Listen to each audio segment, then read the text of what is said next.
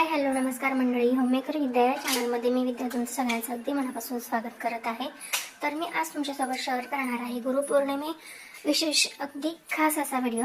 तर त्या व्हिडिओमध्ये मी तुम्ही समोर बघू शकत असाल औदुंबराचं झाड आहे आणि गुरुपौर्णिमा म्हणजे साक्षात दत्तगुरु यांना प्रसन्न करण्याचा दिवस असतो किंवा त्यांना गुरु करण्याचा दिवस असतो। तर मैत्रिणींनो, औदुंबराच्या झाडात साक्षात दत्त महाराज राहतात असं मानलं जातं।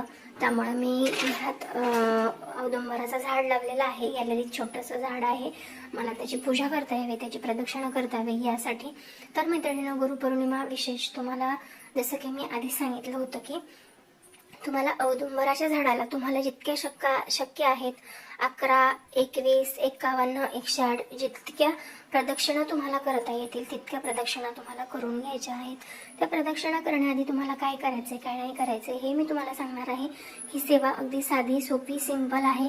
तुमच्या घराच्या जवळपास जर तुम्हाला कुठे औदुंबराचं झाड असेल, जर नसेल तर जिथे असेल तिथे जाऊन तुम्ही ही सेवा करू शकता।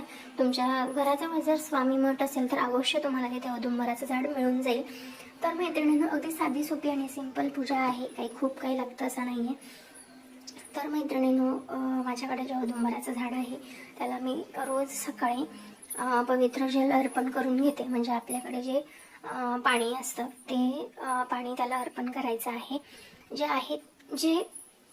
आहे ते मनापासून करा। त्यानंतर मी झाडाला हळद, कुंकू आणि अक्षता वाहून घेते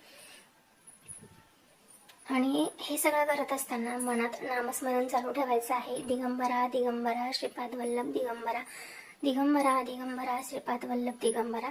तुम्हाला जर धूप, दिवा, बत्ती काही करता आलं तर ते करा, नाहीतर अगरबत्ती लावली साधी सिंपल तरी सुद्धा चालते। त्यानंतर तुम्हाला जितक्या शक्य आहे तितक्या प्रदक्षिणा करून घ्या।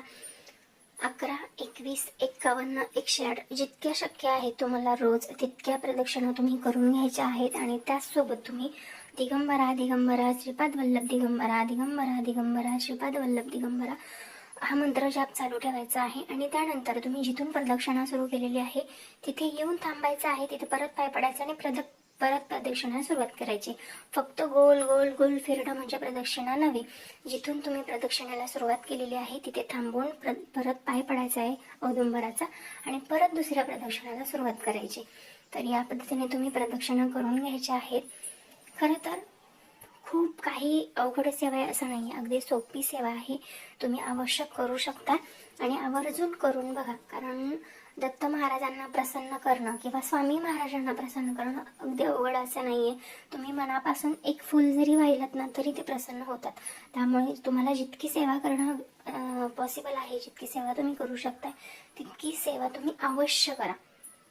चला तर मैत्रिणींनो, आजच्या छोट्याशा व्हिडिओमध्ये अगदी साधी सोपी सिंपल माहिती मी तुम्हाला दिलेली आहे। व्हिडिओ आवडला असेल तर व्हिडिओला लाईक, शेअर आणि चॅनलला सबस्क्राईब नक्की करा। चला तर मग भेटूया नवीन व्हिडिओमध्ये नवीन काहीतरी घेऊन। तोपर्यंत श्री स्वामी समर्थ कमेंट नक्की करा।